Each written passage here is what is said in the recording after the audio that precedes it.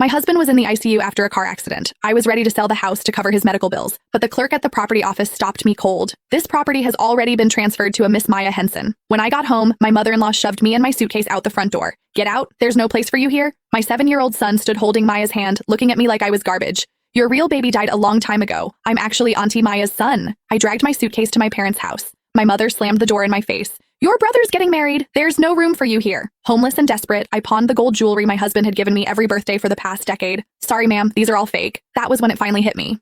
10 years of marriage and my husband had never once been sincere. I wandered the streets in a daze until a vagrant dragged me into a back alley. To save myself from something worse, I slammed my head against the wall and died. When I opened my eyes again, I was back in the first year of my marriage. Layla Simmons, I found this cute little 2-bedroom over in Riverside. Could I maybe borrow some money from you? It was after dinner. I was sitting on the couch flipping through channels with the remote. Maya Henson, with an encouraging glance from my mother-in-law, settled onto the cushion beside me and tested the waters. My head snapped toward her. I locked my gaze on that perfectly made-up face. This was exactly how it had started in my last life. Joel Henson and I had barely been married a month before Maya came asking for money. Back then, her excuse had been a $60,000 car she wanted for her commute. I can probably scrape together $45,000 at most. That was what I told her in my previous life. She never paid back a cent. Not in 10 years. Something in my stare must have been too sharp because Maya flinched. She twisted her fingers together and inched back on the couch. I know it's a lot to ask, but when you married my brother, it pretty much wiped out the family's savings. I just graduated and I want a place closer to work. I don't know anyone else I could turn to, so you're kind of my only option. My mother-in-law swooped in with a warm smile to back her up. It's our fault, really. Your father and I just didn't have enough.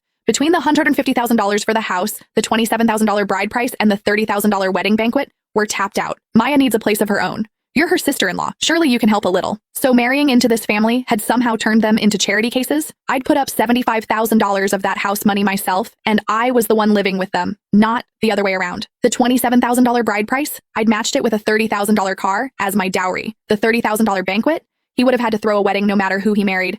And yet somehow, every last dollar of it had been pinned on me. Layla! Maya tugged at my sleeve, giving it a little shake, trying to act cute. I turned off the TV. My voice was flat. Sure, I can lend you money, but this is my premarital asset. You'll need to sign a formal IOU with a repayment date and interest rate. I'll also need a guarantor and collateral. The color drained from Maya's face. She looked to my mother-in-law like a drowning woman reaching for a life raft. Laurel Henson shot to her feet, bristling. What do you mean? Your premarital asset? You married into this family. That makes us one family. Why are you talking like we're strangers? Making your own sister-in-law sign an IOU? If word got out, we'd be the laughingstock of every relative we have. I picked up an apple from the coffee table and began peeling it, slow and deliberate. I've been married for all of 5 minutes, and I'm already dipping into my personal savings for my sister-in-law.